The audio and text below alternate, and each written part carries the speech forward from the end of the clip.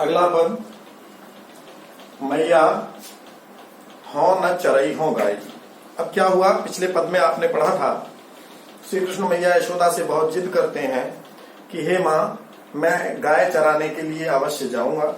मैया भी ये कह करके उनको कह देती है, आश्वस्त कर देती है कि सुबह को गाय चराने तुम चले जाना, और श्री कृष्ण गाय चराने के लिए चले जाते। अब गाय चराने गए, पहला दिन था, और वहां उनके साथ जो हुआ वो शाम को अपनी माँ को आकर के बता रहे हैं श्री कृष्ण। देखिए, सूरदास जी के बहुत सारे जो उनकी मनोवैज्ञानिकता है, वो मनोवैज्ञानिक ऐसे हैं कि वो बालक का भी मनोविज्ञान जानते हैं, वो बड़े का भी, माता का भी मनोविज्ञान जानते हैं। ग्रामीण परिवेश का चित्रण कितना सुंदर करते हैं, किस तरह की हरकतें बीच में होती हैं, वो सूरदास जी बड़ा सुंदर तरीके से उसका वर्णन अपने काव्य में जगह जगह पर करते जा रहे हैं। मैया हो न चरई हो गाय। अगर आप लोगों में से किसी ने पशु चराए हों, कभी पहली बार गए हों, तो ग्वाला जो होते हैं कुछ पुराने होते हैं, जो बुजुर्ग हो जाते हैं, जो अवस्था में बड़े होते हैं, बहुत सालों से गाय चरा रहे, पशु चरा रहे होते हैं, और कोई कोई नया बच्चा ज्वाइन करता है, जब उनको अपने पशु ले जाता है, सबके एक जगह पहुंच जाते हैं जंगल में। और जंगल में पहले तो चलिए बहुत बड़े वन हुआ करते थे, अब तो कम जगह होती हैं, तो आसपास में जो खेत हैं या बहुत दूर ना चले जाए पशु, तो उनका ध्यान रखना पड़ता है। और उनके लिए क्या करना पड़ता है, जब ज्यादा दूर किसी एक साइड में चले जाते हैं, नुकसान की तरफ चले जाते हैं, तो वहां से किसी को रोकने जाना पड़ता है, और जो अपना चरने वाला चरागाह का जितना हिस्सा होता है उस हिस्से में उनको रोका जाता है। ये एक प्रक्रिया होती है ग्वालों के द्वारा अपनाई जाने वाली। यहाँ श्री कृष्ण भी क्या कर रहे हैं, पहले पहले दिन गए हैं, तो जो अन्य ग्वाल बाल हैं वहां, जो सीनियर ग्वाला है वहां, वो क्या करते हैं, अपने हिस्से का भी, अपने पशुओं को रोकने का काम भी श्री कृष्ण से कराते हैं। नए नए वाले ग्वाले से होता ही है, एक टाइप से आप समझ लीजिए रैगिंग टाइप होती है। छोटा वाला, जा तू अब ताऊ से भी मना नहीं कर सकता, चाचा से भी मना नहीं कर सकता, बड़े भैया से भी मना नहीं कर सकता, छोटा वाला सबके हिस्से में जाएगा। चला गया, लौट के आगे थक गए हैं, अपनी मैया से कितना सुंदरता से शिकायत कर रहे हैं, कहते मैया हो न चरइयो गाय। कल जो कह रहे थे मैं अपनी सब गाय चरई हूं, उन्हीं कृष्ण से आज गाय चरा करके शाम को लौट कर आने के बाद जो उनका मंतव्य है वो ये है कि मैया हो न चरई हो गाय। हे माँ, अब मैं गाय चराने नहीं जाऊंगा। क्यों लाला, क्यों नहीं जाएगा, तू तो इतनी जिद करके गया था। तो बोले सिगरे ग्वाल घिरावत मूसो, घिरावत ये घेरना, रोक करके लाना पशुओं को। सिगरे ग्वाल घिरावत मूसो, सारे ग्वाल वालों ने अपने अपने हिस्से की भी गायें मुझसे ही घिरवाई, और मैं छोटा कितना चलूं, मेरे मोसो मेरे पाई पिराई। मैया, मेरे पैरों में बड़ी पीड़ा, पिराई मतलब पीड़ा होना, दर्द होना, मेरे पैर बहुत दर्द कर रहे हैं। और देखो सच्ची बोल रहा हूं मैं, जो न पत्याही, पत्याही शब्द का मतलब होता है बेटा, पत्याही का अर्थ होता है विश्वास करना, है ना, पत्याही का अर्थ है विश्वास करना। तो कहती है जो न, कहते हैं कृष्ण की जो न पत्याही, अगर तुम कसम अगर तुम्हें विश्वास ना हो मेरी बात का, तो पूछ ही बलदाऊ ही, तो बलदाऊ से पूछ लो तुम, है, ये भी साथ थे तो इनसे पूछ भी सकती हो, पर अपनी सौंह दिवाई। लेकिन मैया एक काम करना, इनसे जो पूछे ना तो पहले इन्हें अपनी कसम दिला देना। देखो ये कितना सुंदर बाल मनोविज्ञान का चित्रण उन्होंने यहाँ किया है। छोटे बच्चे माँ कसम खुद भी खाते हैं, दूसरों को भी हर बात की सत्यता प्रमाणित करने के लिए क्या करते हैं, वो कसम पर आधारित होते हैं। यहाँ कृष्ण जी भी छोटे से मैया से कहते हैं जो न पत्याही पूछ बलदाऊ हुई, अपनी सौंह दिवाई। लेकिन मैया ऐसा कर, इतना जरूर कर देना कि तू पहले अपनी कसम खिला देना। क्यों, तो मैया इन्होंने भी तो अपने हिस्से की मुझसे ही गिरवाई थी, तो बिना तेरी कसम खाए तो मम्मी की कसम। ऐसा माना जाता है कि बच्चा मम्मी की कसम खा के सच बोलता है, और आपकी क्लास में बहुत सारे बच्चे जब पिटने का नंबर आता है तो फट से मम्मी की कसम खा के, माँ एक प्रमाण है हमारे जीवन का, माँ एक सम्मान है हमारे जीवन का। नॉर्मली हम मैया की कसम झूठी खाना भी नहीं चाहते हैं, खाते भी नहीं हैं, तो विश्वास दिलाने के लिए माँ की कसम खिलाई जाती है। यहाँ श्री कृष्ण जी भी कह रहे हैं कि मैया तुम अपनी कसम खिला देना इनको, तब ये सच सच बोलेंगे, क्योंकि इन्होंने भी मेरे साथ वही किया जो दूसरे लोगों ने किया था। तो जो न पतियाही पूछ बलदाओ ही अपनी सौंह दिवाई, यह सुन माई जसोदा। अब देखिए, अब एक मैया का जिसके छोटे से बच्चे को किसी ने तंग किया हो, बहुत परेशान किया हो, अपनी मम्मियों का कभी कभी ध्यान करना, जब आपने पड़ोस के बच्चे की आके शिकायत की होगी तो मम्मी ने क्या किया होगा, मैया चाहे कृष्ण की हो या मैया है रमेश सुरेश दिनेश गणेश की हो, मैया किसी की भी हो, मैया का भाव एक होता है, उसका व्यवहार एक जैसा होता है। और मैया सबसे पहले, महिलाओं का सबसे बड़ा शस्त्र क्या होता है, गाली देना ना। मैं ये नहीं कह रहा हूं कि कभी कोई बुरा मानने लगे सुन करके कि नो महिलाएं गाली, नहीं नहीं नहीं, अपना गुस्सा निकालने के लिए अगर उन्हें सबसे पहले कुछ करना होता है तो गालियां दी जाती हैं। तो मैया को भी लगा कि मेरे बच्चे को इतना तंग किया, मैया को गुस्सा आ गई और मैया गाली देती हुई दूसरे ग्वालों के घर पहुंच गई। क्या कर रही है, यह सुनी माई जसोदा ग्वालनी, ग्वाल वालों को गाली देत रिसाई, गाली देते हुए रिस करने लगी, क्रोध करने लगी, उन पर अमर्ष करने लगी, उनको चिल्लाने लगी।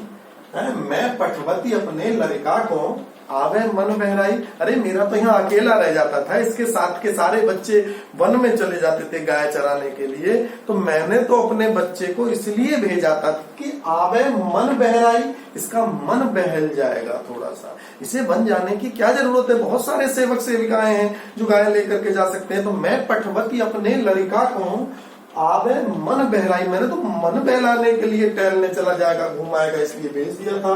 सूर श्याम मेरो अति बालक, सूरदास जी कहते हैं, मैया कहने लगी, अरे कम वक्त तो मेरा तो जो अति बालक है, मेरा तो बड़ा छोटा सा बालक है, और मारत ताही रिंगाई, तुम तो इसे रिंगा रिंगा करके, रिंग बेटा रिंग, चल बेटा चल, मारत ताही रिंगाई, तुम तो इसे रिंगा रिंगा करके ही मार डालोगे, तुम तो इसे चला चला करके ही दुखी कर दोगे। मैया यशोदा का कैसा मनोविज्ञान, कैसा श्री कृष्ण का बाल मनोविज्ञान का चित्रण यहाँ बहुत सुंदर तरीके से महाकवि सूरदास जी ने किया है। इसका भी जो काव्य सौंदर्य है, काव्य सौंदर्य में आप श्री कृष्ण जी प्रसंग में आप लिख सकते हैं, प्रसंग वाला श्री कृष्ण जी अपनी मैया से अब गाय न चराने जाने की बात कर रहे हैं। दूसरे पंक्ति में आप वही लिख सकते हैं जो इसमें अंदर आपका मुख्य भाव है कि उन्हें क्योंकि ग्वाल वालों ने परेशान किया इसलिए न जाने की बात कर रहे हैं। बहुत ब्रज भाषा का इसमें प्रयोग किया गया है, तो भाषा सभी की, सूरदास की पूरी भाषा ब्रज रहेगी। हर पद में आप भाषा भी इसमें लिख सकते हैं, भाषा ब्रज है। रस इसमें रौद्र रस भी है, मैया को क्रोध भी आ रहा है ना, तो इसमें रौद्र रस हो जाएगा। छंद के पद है और अलंकार इसमें अनुप्रास हो जाएगा। आपका काव्य सौंदर्य हो गया।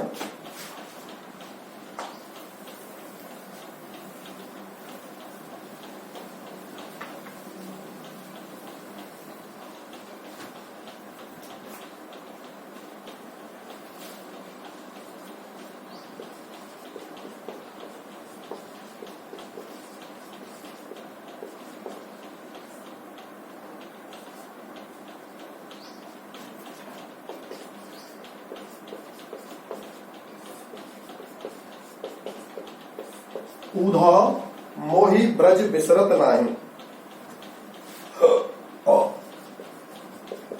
वृंदावन गोकुल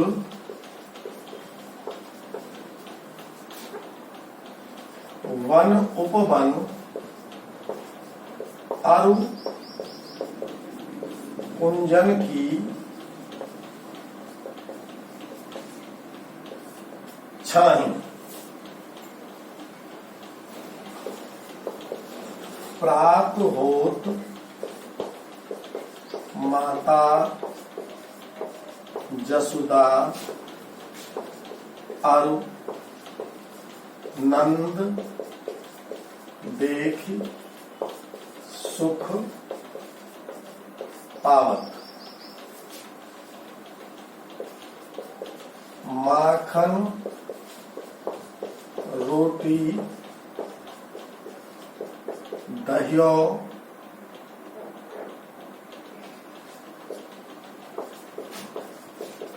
सजायो अति हित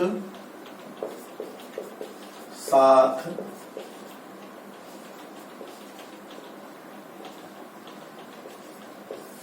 खवावत, माखन रोटी दयो सहित सजायो, अति हित साथ खवावत।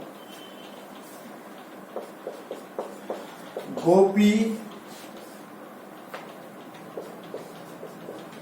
ग्वाल बाल संग खेलत, सब दिन हंसत सिरात।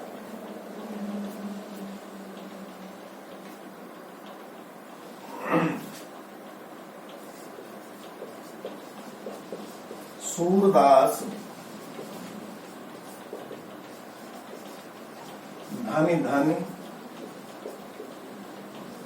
ब्रजवासी, जिन सो हित जदजात।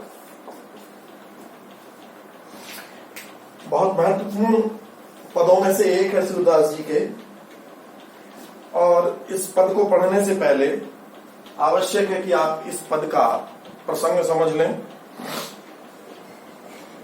श्री कृष्ण जी और बड़े होते हैं, कंस का वध हो जाता है और श्री कृष्ण पढ़ने के लिए संदीपनी मुनि के आश्रम में चले जाते हैं। एक बात मैं और आपको यहां कह देना चाहता हूं कि हमारी भारतीय संस्कृति के विषय में, श्री कृष्ण के विषय में पता नहीं कौन कौन से आजकल तमाम सीरियल्स चलते हैं, तमाम लोग, क्योंकि भारतीय संस्कृति को, खास करके सनातन संस्कृति को कुछ भी करके दिखा देने पर, क्योंकि कोई बड़ा विरोध नहीं होता है, इसलिए किसी को कोई फर्क नहीं पड़ता है। तो ऐसे ऐसे सीरियल्स चल पड़े हैं जिनको देख करके भी घिन आती है। पता नहीं कैसा कैसा श्री कृष्ण के, योगेश्वर श्री कृष्ण के कैसा स्वरूप दिखा देते हैं। मैं आज आपको एक चीज क्लियर करना चाहूंगा, ये बात भी आप बच्चों के दिमाग में आनी चाहिए कि है क्या। श्री कृष्ण 8.5 वर्ष की अवस्था तक केवल ब्रज में पलते हैं। गोकुल में मैया यशोदा और नंद बाबा के साथ जो वो पले हैं, वो केवल 8.5 वर्ष की अवस्था तक, 8 से 9 वर्ष के आसपास तक वो गोकुल में रहे हैं। गोकुल की जितनी भी घटनाएं हैं, गोकुल में ग्वाल बालों के साथ खेलना है, माखन चोरी करना है, रास लीलाओं की रचना घटनाएं हैं, अन्य जितनी भी गोकुल की घटनाएं हैं, वो एक 8 साल तक के बालक के किए गए नटखट क्रियाकलाप हैं, जो कोई कोई बालक, थोड़ा सा शैतान हमारे आस पड़ोस में भी होता है, जो बहुत ज्यादा हो करता है। लोग इसको किस किस तरह से फिल्मा करके और इस तरह से दिखाते हैं, बड़ा विचित्र स्थिति करते हैं। 8.5 वर्ष की अवस्था में, 9 वर्ष की अवस्था में लगभग उन्हें बुलाने के लिए अक्रूर जी आते हैं और भगवान कृष्ण और बलराम उनके साथ चले जाते हैं। वहां कंस का वध करते हैं, संदीपनी मुनि के आश्रम में पूरी शिक्षा ग्रहण करते हैं। 10-12 वर्ष पूरे युवा हो जाते हैं वहां से, और युवा होने के बाद वहां से लौटकर मथुरा आते हैं। गोकुल कभी नहीं जाते, कभी लौटकर गोकुल नहीं गए हैं। वो मथुरा आते हैं, और मथुरा में जब कंस का ससुर जरासंध बार बार आक्रमण मथुरा पर करता है, वहां की निरीह प्रजा मारी जाती है, तो श्री कृष्ण वहां से छोड़ करके अपनी नई नगरी बसाने के लिए और द्वारिका चले जाते हैं। और उनके वहां के पढ़ने के समय के एक मित्र हैं उद्धव। कौन है? उद्धव, जो नाम लिखा है उद्धव, इसी को उद्धव को ब्रज में उद्धव कहा जाता है। उद्धव, तो जो उद्धव जी हैं, ये निराकार ब्रह्म के उपासक हैं। मैं निराकार की चर्चा आपसे पहले भी कर चुका हूं, साकार और निराकार की। जहां ईश्वर का कोई आकार नहीं होता, उसके उपासक हैं, निर्गुण के उपासक हैं।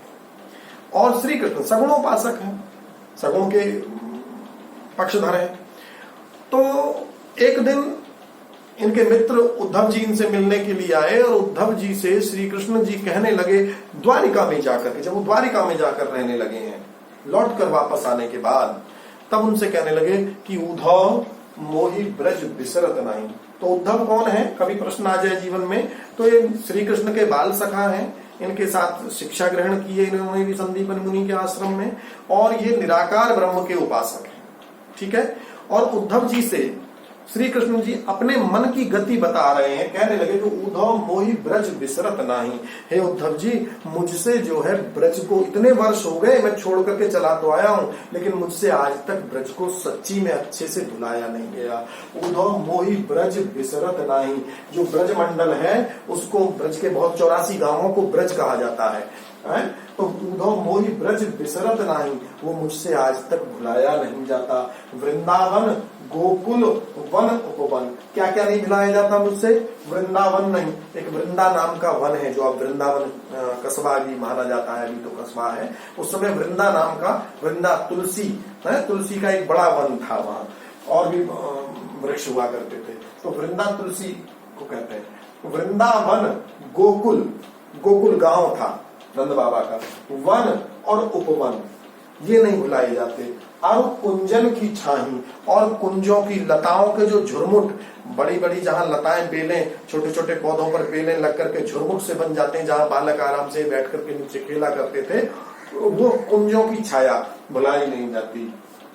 और क्या क्या नहीं भुलाया जाता बता रहे हैं कि प्रात होत माता जसोदा और नंद देख सुख पावत, मुझे वो उनके खुशी से खिलखिलाते चेहरे, आनंद से प्रमुदित मन नंद बाबा और मैया यशोदा का, जो सवेरा होते ही मुझे देखते ही वो बड़ा आनंद प्राप्त करते थे, उनकी वो छवि, उनका वो आनंदित चेहरा मुझसे भुलाया नहीं जाता। प्रात होत माता जसोदा और नंद देख सुख पावत, और क्या नहीं भुलाया जाता? माखन रोटी दह्यो सजायो, माखन और रोटी, गांव का यही उनका बचपन का कलेऊ हुआ करता था। कलेऊ कहते हैं नाश्ता, जिसे आज आप ब्रेकफास्ट कह करके अन्य अन्य पता नहीं खाद्य अखाद्य कौन कौन सी वस्तुएं खाने में है शौक रखते हो, वही उसी माखन रोटी दही से युक्त, दही से सजाया हुआ माखन रोटी दह्यो सजायो अति हित साथ खवावत, मैया यशोदा और नंद बाबा, मैया यशोदा जो उनको अत्यंत हित के साथ जो माखन रोटी खिलाती थी, वो भी मुझसे भुलाया नहीं जाता।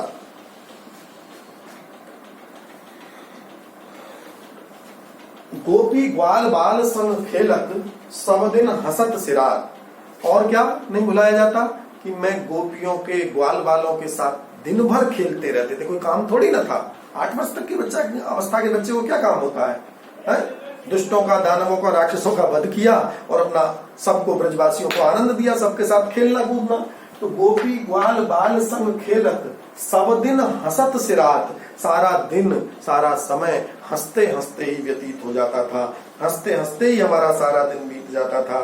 सूरदास धन धन ब्रजवासी, सूरदास धन धन ब्रजवासी, जिन सो हित जदुजात। सूरदास जी कहते हैं, उद्धव जी कहने लगे कि वास्तव में ये जो ब्रजवासी हैं ये वास्तव में धन्य हैं, बहुत बहुत धन्य है वो ब्रज के रहने वाले, जिनसो हित जदुजात, जिनसे जदुजात, जदु का अर्थ है यदु, यदुवंशी, यदुवंश में उत्पन्न, तो जदुजात का अर्थ हो गया श्री कृष्ण। और जिनसो हित, जिनसे इतना हित, इतना हित, इतना प्रेम, इतना याद जिनको करते हैं, जिनसे इतना लगाव रखते हैं, जदुजात यानी श्री कृष्ण, जिनसे इतना प्रेम करते हैं, ऐसे जो ब्रजवासी हैं वो वास्तव में 100 बार उनको धन्य है। उनका तो जन्म ही सफल हो गया कि श्री कृष्ण उनसे इतना प्रेम करते हैं। क्यों धन्य है ब्रजवासी? एक सामान्य सी बात होती है, ईश्वर है, कोई बड़ा व्यक्ति है, उसको तमाम, हमारा आराध्य हो, हमारे गुरु हो, हमारे ईश्वर हों, हमारे राजा हों, और कोई समाज के बड़े व्यक्ति हों, उनको तो तमाम लोग आशा से उनकी ओर देखते हैं, उनकी प्रशंसा करते हैं, उनकी तारीफ करते हैं, उनको याद करते हैं, उनको अपना मानते हैं। ये बड़ी बात नहीं है। राजा को अपना मानना, ईश्वर को अपना मानना, उससे प्रेम करना बड़ी बात नहीं है, ये हर व्यक्ति का दायित्व है। लेकिन राजा किसी से प्रेम करे, ईश्वर किसी से प्रेम करे, गुरु किसी से प्रेम करे, है? माता पिता को सारे बच्चे प्रेम करते हैं, फिर भी बच्चे कभी ना कभी ये कह देते हैं कि तुम तो बड़े वाले को ज्यादा चाहती हो, तुम तो छोटे वाले को ज्यादा प्रेम करती हो। और यदि कहीं ऐसा सच हो कि माता छोटे को ज्यादा प्रेम करती हो, या बड़े को ज्यादा प्रेम करते हो, तब बात बड़ी हो जाती है, तब बात बड़ी हो जाती है ना। तो ऐसे ही यहां सूरदास जी कहते हैं कि ये ब्रजवासी वास्तव में धन्य है कि ब्रजवासियों को श्री कृष्ण इतना प्रेम जो करते हैं, इसलिए जो ब्रजवासी हैं वो धन्य है। यहां क्या है, यहां श्री कृष्ण उद्धव जी से, काव्य सौंदर्य में आप लिख लेंगे, श्री कृष्ण उद्धव जी से ब्रज को न भूल पाने की अपनी बात कह रहे हैं। यहां एक प्रेमी के हृदय का सुंदर चित्रण सूरदास जी के द्वारा किया गया है। रस श्रृंगार है और श्रृंगार के दो पक्ष होते हैं, आप जानते हैं। तो यहां कौन सा श्रृंगार है, संयोग की वियोग, तो आप समझ गए होंगे क्योंकि बिछुड़ने की बात है, पुरानी बातें याद कर रहे हैं, तो इसलिए वियोग श्रृंगार है।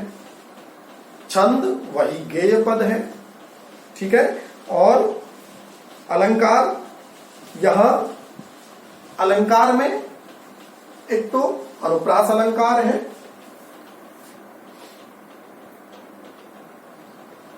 अभी तक आपने यही समझा होगा अनुप्रास के बारे में कि आगे से अगर अक्षर मिल रहे हो तभी अनुप्रास होता है, नहीं कभी कभी पीछे भी अगर अक्षर एक जैसे, हर शब्द के बाद बाद में भी अक्षर एक जैसे आ रहे हो तब भी हो जाता है। तो यहाँ धनी धनी में आगे पीछे दोनों तरफ से हो जाएगा, आपका अनुप्रास अलंकार हो जाएगा। इसमें एक स्वभावोक्ति अलंकार भी है। स्वभावोक्ति वो आपको पढ़ने की बात नहीं है, आपको केवल नोट कर लेंगे अपने काव्य सौंदर्य में। स्वभावोक्ति नाम का एक अलंकार भी है और भाषा इसकी भी ब्रज भाषा है। तो